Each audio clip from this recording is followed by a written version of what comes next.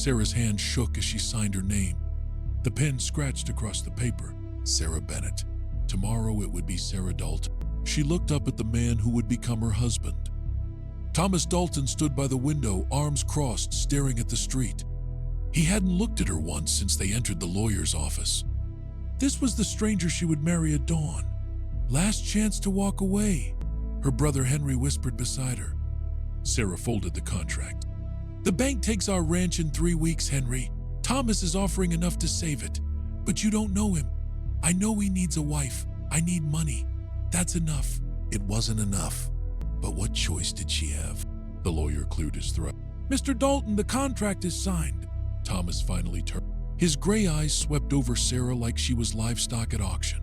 Not a woman, not even a person, just a transaction. Tomorrow morning, 8 o'clock, don't be late. His voice was flat. Then he walked out without another word. Henry grabbed Sarah's arm. It's not too late. We can find another way.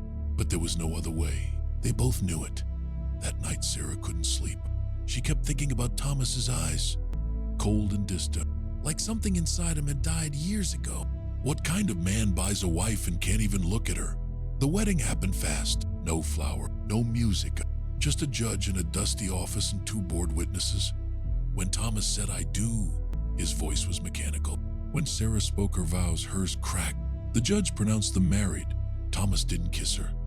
He shook her hand like they'd just closed a business deal, because that's all this was. "Get your things," Thomas said. "We leave in an hour." The 3-hour wagon ride to his ranch was torture. Sarah tried to speak twice. Thomas stared at the road and said nothing. She studied him from the corner of her eye. Strong jaw, broad shoulders, hands calloused from work. He would have been handsome if his face wasn't carved from stone. "What made you this way?" she wanted to ask. But the silence between them was a wall she didn't know how to climb. The ranch appeared over a hill, sprawling. More land than Sarah had ever seen one man own. But something felt wrong. Broken fences, overgrown weed, a boarded window. It looked abandoned. "Does anyone else work here?" Sarah asked. "No, just us." He helped her down from the wagon. For 1 second, his hand lingered on hers. Then he pulled away like her touch burned him. Inside, the house was dark and cold. Dust covered everything. It looked like no one had lived here in months, maybe years. "Your room is upstairs, second door." "My room?" Sarah's stomach dropped. "We're not. This is a business arrangement, Sarah. Nothing more." Thomas picked up her trunk. "I'll bring this up." "Thomas, wait, what are you—" But he was already climbing the stairs. Sarah stood alone in the dusty parlor, her wedding dress suddenly feeling like a costume, like she was playing pretend in someone else's life. That night, she lay in her narrow bed and cried. She'd saved her family's ranch, but she'd sold herself to a ghost. The next 3 weeks were the loneliest of Sarah's life. Thomas woke before dawn and disappeared until dark. When he came in for dinner, he ate in silence, then left for the barn where he slept. Sarah tried everything. She cooked his favorite foods or guessed at them. She mended his shirts. She cleaned until the house shined. He never thanked her, never seemed to notice. She started talking to the chickens just to hear a voice answer back. One morning, Sarah was in the garden when hoofbeats approached. She looked up. A woman in black rode toward the house. Older, maybe 50. Her face was hard as granite. "So you're the new wife?" Not a question, an accusation. "Yes, I'm Sarah. I know who you are." The woman's eyes were cold. "I'm Margaret Porter, Catherine's mother." The name hit Sarah like a slap. Thomas's first wife. "I'm sorry for your loss," Sarah said carefully. Margaret's face twisted. Are you just happy to take her place? I didn't mean this ranch belongs to my family. Catherine's name is on the deed. When she died, it should have come to us." "I don't understand. My daughter didn't die in a riding accident." Margaret leaned down from her horse. Her voice dropped to a vicious whisper. "She was murdered, and your husband is the one who killed her." Sarah's heart stopped. "That's not." But Margaret kicked her horse and rode away, leaving Sarah frozen in the garden, murdered. That night, Sarah watched Thomas across the dinner table, his big hands, his hard face, his complete silence. Could this man kill? "I met someone today," Sarah said. Thomas looked up. For the first time in weeks, she had his full attention. Margaret Porter. Thomas's knuckles went white around his fork. What did she want? She said. Sarah's voice shook. She said Catherine didn't die in an accident. Thomas stood so fast his chair crashed backward. His face had gone pale, and in his eyes was that fear. Stay away from Margaret Porter, he said. His voice trembled. She's dangerous. Do you understand? But what did she mean? I said stay away, Thomas shouted. Sarah had never heard him raise his voice. It terrified her. Thomas grabbed his coat and headed for the door. Then he stopped, turned. I'm not who you think I am. His voice was barely a whisper. And this ranch is built on secrets that should stay buried. He walked out. Sarah sat alone, her dinner cold, her heart racing. What secrets? What really happened to Catherine? She looked out at the barn. A single lamp burned in Thomas's window. Tomorrow she would search this house. Whatever Thomas was hiding, she needed to know. Because if Margaret Porter was right, if Thomas killed his first wife, then Sarah might be next. She touched her wedding ring. 3 weeks ago, she'd married this man to save her family. Now she wondered if she'd need to save herself. Sarah woke before dawn. She watched from her window until Thomas rode out to check the fences. He'd be gone for hours. Her heart pounded as she climbed the stairs to his room. The door creaked. Every sound felt too loud. Thomas's bedroom was bare. A bed, a dresser, nothing else. Like a room where someone existed but didn't live. She searched the dresser. Shirts, pants, nothing unusual. Under the bed, just dust. She was about to give up when she noticed it. A floorboard near the window sat slightly higher than the others. Sarah pried it up with her fingernails. Inside was a wooden box with a small padlock. Her hands shook as she lifted it out. What was Thomas hiding? She looked around for a key, then remembered Thomas wore a chain around his neck. She'd seen it once when his collar was open. The key must be on that chain. Sarah memorized exactly how everything looked and put it all back. Then she moved to the next room, Catherine's room. The door stuck, like it hadn't been opened in months. When Sarah finally pushed it open, she gasped. This room was full of life. Dresses hung in the wardrobe. Perfume bottles lined the dresser. A hairbrush with golden strands still tangled in the bristles. It looked like Catherine had just stepped out. Why hadn't Thomas touched anything? Why did he keep this room like a shrine? On the bedside table was a photograph. A blonde woman with a bright smile stood next to Thomas. Thomas was smiling to a real smile that transformed his whole face. Had never seen him smile like that. This was Catherine, beautiful, radiant, everything Sarah wasn't. Maybe that's why Thomas couldn't look at Sarah, because every time he did, he saw what he'd lost. Sarah was about to leave when sunlight caught something on the writing desk. A leather journal half hidden under a stack of letters. She picked it up, her pulse quickened. The private journal of Catherine Porter Dalton. If found, please return. If I am dead, burn this book. Do not read it. Sarah stared at those words. If I am dead, had Catherine known she was in danger? Sarah tucked the journal under her shawl and hurried back to her room.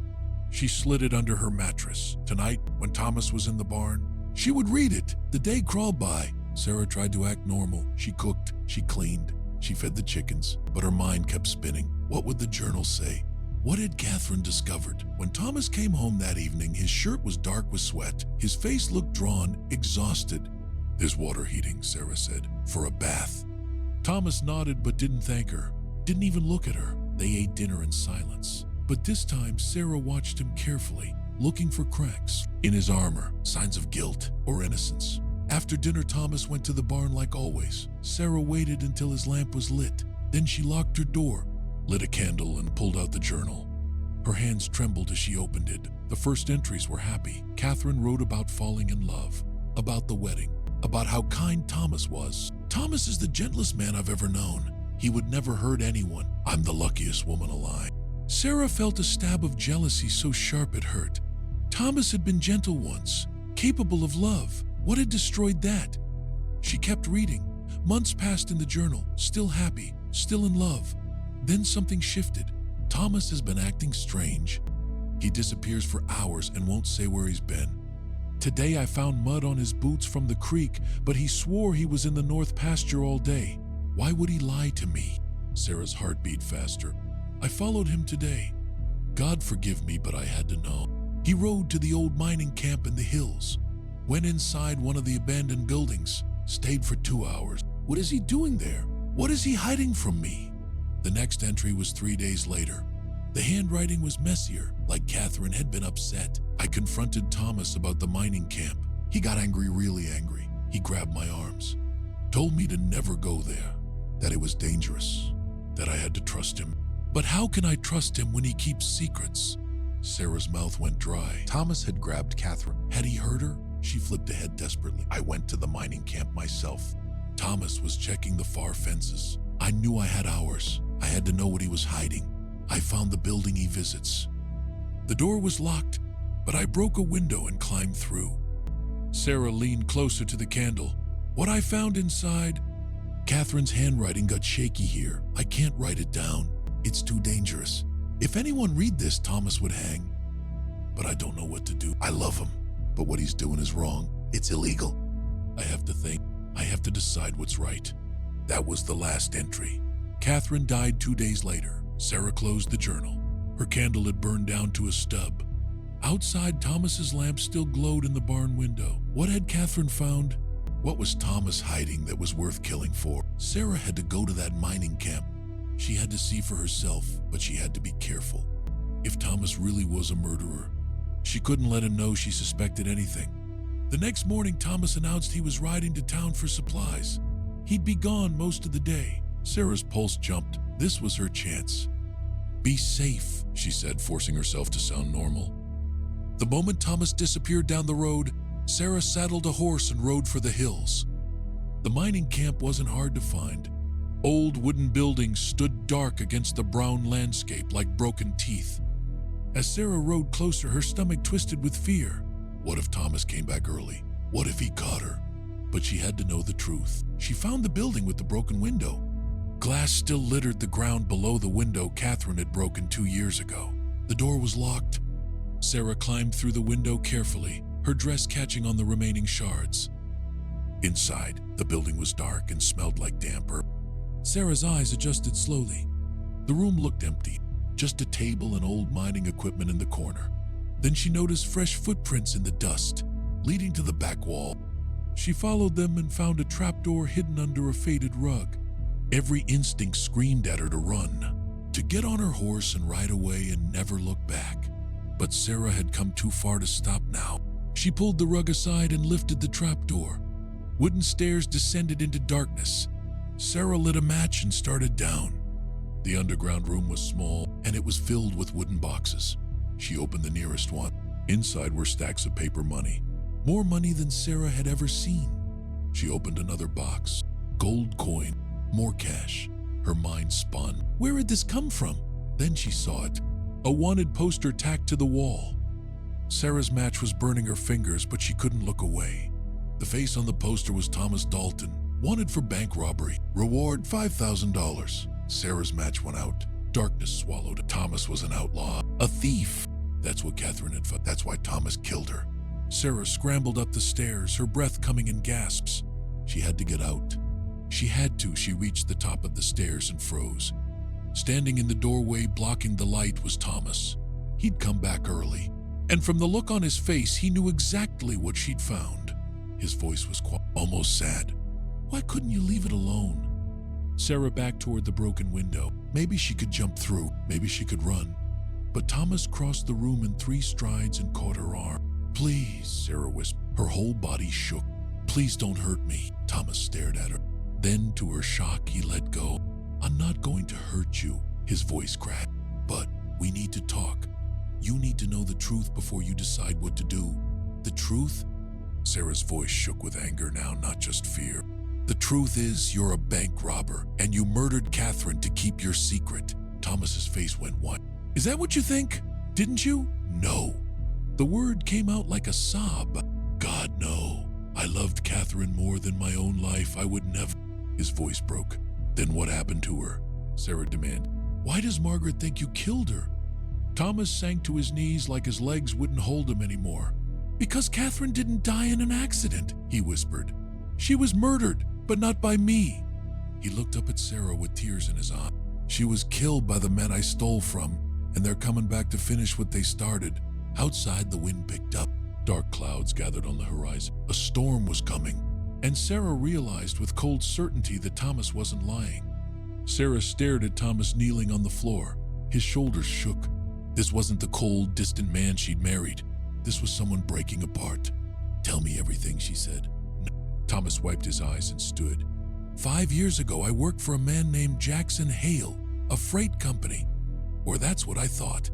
Sarah listened, her back against the wall. After a year, I realized the truth. Hale wasn't hauling goods. He was moving stolen money, gold from robberies, blood money from every outlaw gang in Wyoming. And you helped him. I didn't know at first. When I found out, I tried to quit.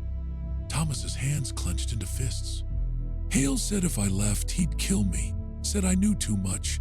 So I stayed. I had no choice. There's always a choice, Sarah said coldly. You're right.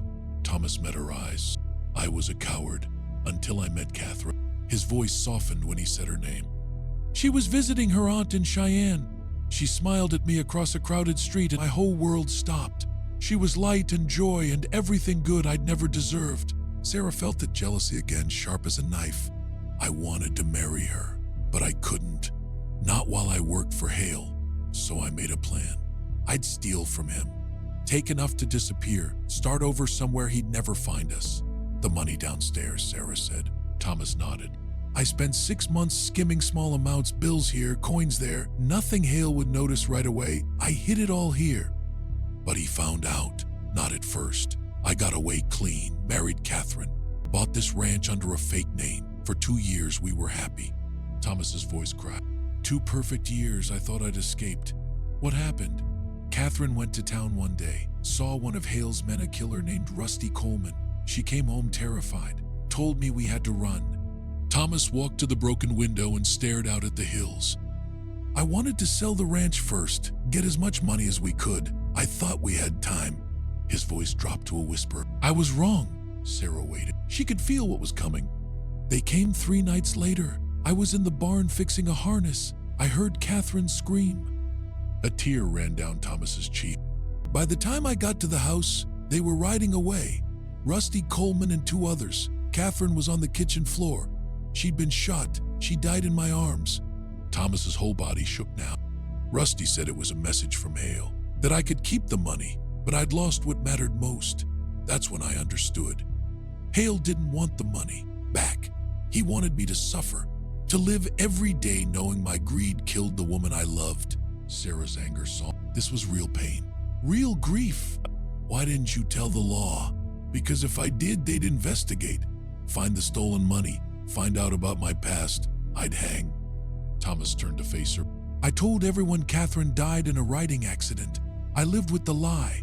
I kept a room exactly like she left it because I couldn't let go. Because every day I wake up wishing it was me who died instead. And Margaret never believed the accident story. She knew something was wrong, but she couldn't prove it, so she's been watching, waiting. Sarah thought about Margaret's angry face, her accusations. It made sense now. Why did you marry me? She asked quietly. Thomas looked down at his hands. 2 months ago, I heard that Jackson Hale got out of prison, and I knew he'd come for me eventually. I knew I might die, but before I did, I wanted to do something good, something right. He met Sarah's eyes. Your brother Henry told everyone in town about your troubles, about losing the ranch. I thought I could use this blood money for something decent, save your family. And if Hale killed me, at least you'd have the ranch. You'd have something. Sarah's throat tightened. You should have told me. Would you have married me if I did? Sarah didn't answer because she didn't know. How do you know Hale is coming? She asked. Thomas pulled a crumpled letter from his pocket. Sarah read it. The handwriting was ugly, violent. Dalton, I'm coming for what's mine, and this time I'm taking everything you have until the first snow. Then I'm burning your ranch to the ground with you in it. Hale. Sarah looked out the window. The sky had turned dark gray. The air felt heavy. When did you get this? 3 days ago. And the first snow? A white flake drifted past the window. Then another and another. It's starting, Thomas whispered. Sarah's mind raced. We have to leave. Right now. We can ride to town, get the sheriff. Thomas shook his head. Hale has lawmen on his payroll. We wouldn't make it. And even if we did, he'd just wait until we came back. Then what do? We fight. Thomas looked at her. This ranch has good sight lines, strong walls. If we're smart, we can hold them off. How many men? 4 or 5 against the 2 of us. I know the odds are good, Thomas said. That's why I'm giving you a choice. Take my fastest horse. Ride east before the snow gets heavy. Go back to your family. He pulled a folded paper from his jacket. The deed to her family's ranch, already signed over to them. Your family is safe, you're safe. Go now. And you? I stay. I fight. Thomas's voice was steady. Maybe I win. Probably I don't. But at least I'll die knowing I did one decent thing. Sarah stared at the deed in her hands. She could leave. Let Thomas face his demons alone. Or she could stay. She thought about the last 3 weeks. Thomas's coldness, his silence. She thought he was cruel, but he wasn't cruel. He was dying inside, keeping her at a distance because he thought he'd get her killed like Catherine. Sarah looked at this man, her husband, an outlaw, a thief, a man haunted by ghosts, but also a man who'd loved his wife so much he couldn't clear out her room. A man who'd married Sarah to save her family, not himself. A man willing to die alone rather than put her in danger. No, Sarah said. Thomas blinked. No, I'm not leaving. We're in this together. Sarah, these men are killers. I know what they are. Sarah's voice was firm. And I'm scared, but I'm not leaving you to die alone. You don't owe me anything. Maybe not, but I'm staying anyway. Something changed in Thomas's face. The coldness cracked. For the first time since their wedding, he really looked at her, saw her. Why, he whispered. Sarah stepped closer. Because 3 weeks ago, you bought me like property, and I hated you for it. But now I see the truth. You weren't buying a wife. You were trying to save someone because you couldn't save Catherine. She took his hand. It was rough and warm. You've been punishing yourself for 2 years, living in a tomb. But Thomas, her voice softened. Catherine wouldn't want this. She'd want you to live, to be happy again. Thomas's eyes filled with tears. I don't know how. Then we'll figure it out together. He pulled her into his arms suddenly, held her tight like she was the only solid thing in a crumbling world. Thank you, he whispered into her hair. They stood like that for a long moment. Then Thomas pulled back. If you're staying, we need to move fast. They rode back to the ranch. The snow was falling harder now, thick white flakes that muffled sound. Thomas showed Sarah the guns. 2 rifles, 3 pistols, boxes of ammunition. Have you shot at a person before? He asked. No. It's different than targets. Your hands will shake, your heart will pound, you might freeze. I won't freeze. Thomas gripped her shoulders, looked into her eyes. If things go bad, if they get inside, you run. You hear me? Don't try to be a hero. Just survive. Same to you. They spent the afternoon preparing, boarding windows, filling buckets with water in case of fire, moving supplies upstairs. As they worked, Thomas told her about Hale's, their weaknesses, their patterns. Rusty Coleman is fast but stupid. He'll charge first. We take him down and the others will hesitate. What about Hale? Hale is smart. He'll stay back. Let his men take the risks. He's the real danger. By nightfall, the snow was 8 inches deep and still falling. Thomas stood at the upstairs window, rifle in hand. They'll come tonight, he said. Use the storm as cover. Sarah loaded the other rifle, set it by the window. Her hands were steady, but her stomach felt like ice. Thomas, she said, if we don't make it, we will. But if we don't, I want you to know something. She crossed to him, took his hand. I don't regret marrying you, even knowing everything, even knowing what's coming. Thomas turned to her. In the lamplight, his eyes were soft, alive again. I don't regret it either, he said. These 3 weeks, even though I was cruel and distant to, made this house feel like a home again. You made me want to live again. He cupped her face in his rough hands. I'm sorry I wasn't kinder. I thought if I kept you far away, it would hurt less when I lost you. But I was wrong. Knowing you, even for this short time, was worth everything. Sarah felt tears on her cheeks. When we survive this, things will be different. We'll have a real marriage. We'll look, Thomas said sharply. Through the falling snow, lights appeared on the road. 5 of them. They're here, Thomas whispered. The torches stopped at the property edge. Sarah could see the shapes of men on horses. One rode forward, massive. Even in the storm, Sarah could see a thick beard and broad shoulders. Jackson Hale, Thomas breathed. Hale's voice boomed through the night. Dalton, I know you're in there. Send out the girl and maybe I'll make it quick. Thomas raised his rifle but didn't fire. Not yet. Dalton, last chance. You can't hide forever. The 5 riders spread out, circling the house. Moving closer, Sarah picked up her rifle. Her heart hammered so hard she thought it might burst. Remember, Thomas said. Breathe, aim, shoot, and whatever happens. He looked at her. I'm glad you're here. Same, Sarah whispered. One of Hale's men broke into a gallop, charging the house.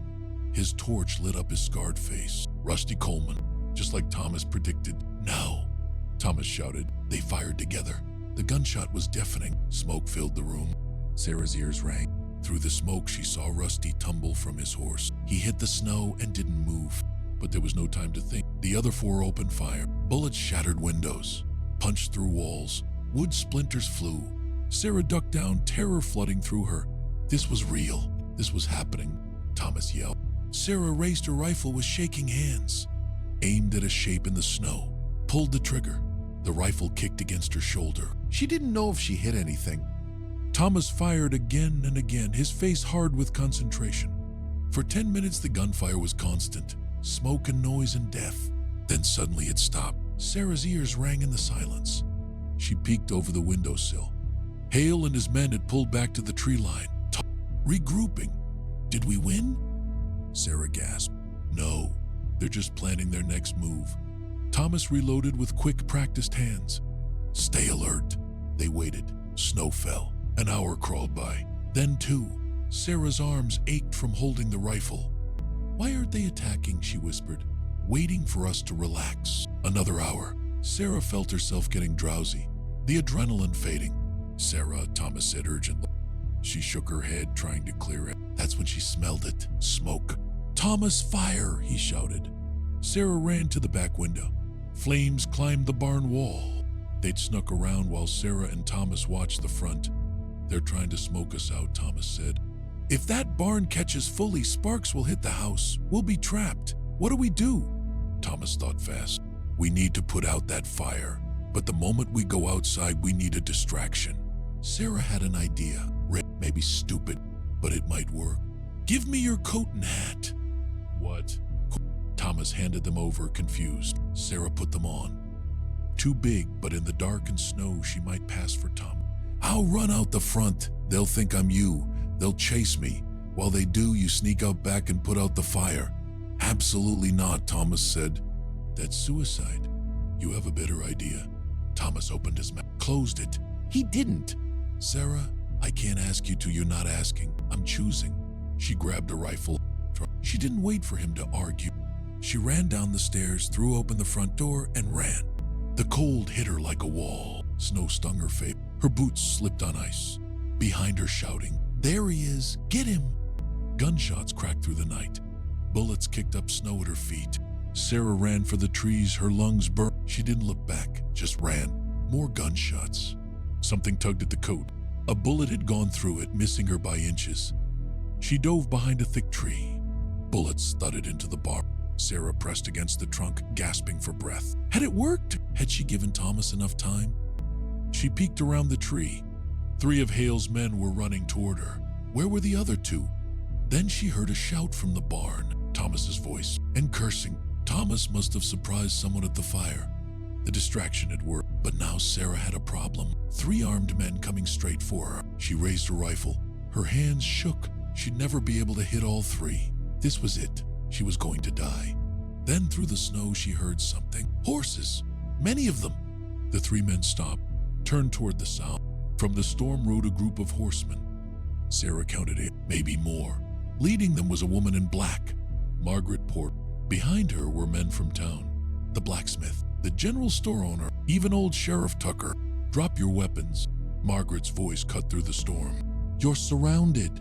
Hale's men looked at each other, outnumbered, outgunned. One dropped his gun, then another, then the third. Sarah slid down the tree, relief making her weak. They'd survive. Margaret rode to Sarah's hiding spot. Are you hurt? Her voice was still cold, but there was concern underneath. No. How did you know? I've been watching this ranch for 2 years. When I saw armed men riding up here, I knew something was wrong. So I gathered help. Margaret's jaw tightened. Where's Thomas? They found Thomas at the barn. He'd put out most of the fire and captured one of Hale's men. The man sat in the snow, hands tied. "Where's Hale?" Sheriff Tucker demanded. "He ran," the captured man spat. "Soon as he saw you coming, the sheriff sent men after him. They found Hale 3 miles down the road. His horse had thrown him in deep snow. By dawn, all 5 men were in chains." The sheriff telegraphed other towns. Turned out Hale was wanted in 4 territories for murder and robbery. Sarah and Thomas stood on the porch watching the sun rise. The storm had passed. Everything was white and clean and new. "What happens now?" Sarah asked. "I have to tell the truth about the stolen money, about everything." Thomas's voice was steady. "I'll probably go to prison." Sarah took his hand. "We'll face it together." Margaret walked up the porch steps. She looked at Thomas for a long moment. "Catherine wrote me letters," she said finally. "Before she died, she told me about your past, about Hale." Thomas looked shocked. "She did? She also told me how much she loved you, how you wanted to turn yourself in, return the money, face justice." Margaret's eyes filled with tears. "She said you were the bravest man she'd ever known." Margaret's voice cracked. "I blamed you because it was easier than blaming the men who actually killed her. I was wrong. I'm sorry. I couldn't protect her." Thomas whispered, "I failed." Margaret's voice was firm. "You gave my daughter 2 years of happiness. That's more than many people get in a lifetime." She looked at Sarah. "And now you have a second chance. Don't waste it." 3 months later, Sarah stood on the porch in the morning sun. The snow had melted. Grass grew green. Wildflowers bloomed in the garden. Thomas walked out with 2 cups of coffee. He handed her one and slipped his arm around her waist. "Morning, Mrs. Dalton." Sarah smiled. "Morning." Thomas had turned himself in, but Sheriff Tucker testified for him. "So did Margaret. So did half the town." The judge listened to everything. Then he spoke. "You've paid your debt in blood and grief. Return the stolen money and go home to your wife. Live honestly. No prison. Just a chance to start over." Thomas had cleared out Catherine's room, not to forget her, but to finally let her rest. "What are you thinking about?" Thomas asked. "The blizzard, how I almost left that day." Thomas pulled her closer. "I'm glad you didn't." "Me too." A hawk circled over him. Cattle grazed in green pastures. "You know what's strange?" Sarah said. "You married me thinking you were doing me a favor, saving my family." "I know." "But really?" She looked up at him. "I think we saved each other." Thomas kissed her forehead. "I regretted marrying you. That first week, I thought I'd trapped you in my cursed life. And now I wake up every morning grateful." His voice was soft. "The blizzard took everything from me once. This time it gave me everything back." Sarah leaned against his chest, heard his heartbeat, steady and strong. "We're going to be okay," she said. "Better than okay." Thomas tilted her chin up, looked into her eyes. "We're going to be happy." He kissed her, gentle at first, then deeper. When they pulled apart, Sarah was smiling. "I love you, Thomas Dalton. I love you too, Sarah Dalton." And they were happy. The end. Thanks so much for listening. If you enjoyed this story, hit that like button and subscribe for more Wild West love stories. Drop a comment and tell me where you're watching from. I love hearing from all of you. Tomorrow I've got another incredible frontier tale you won't want to miss. See you then.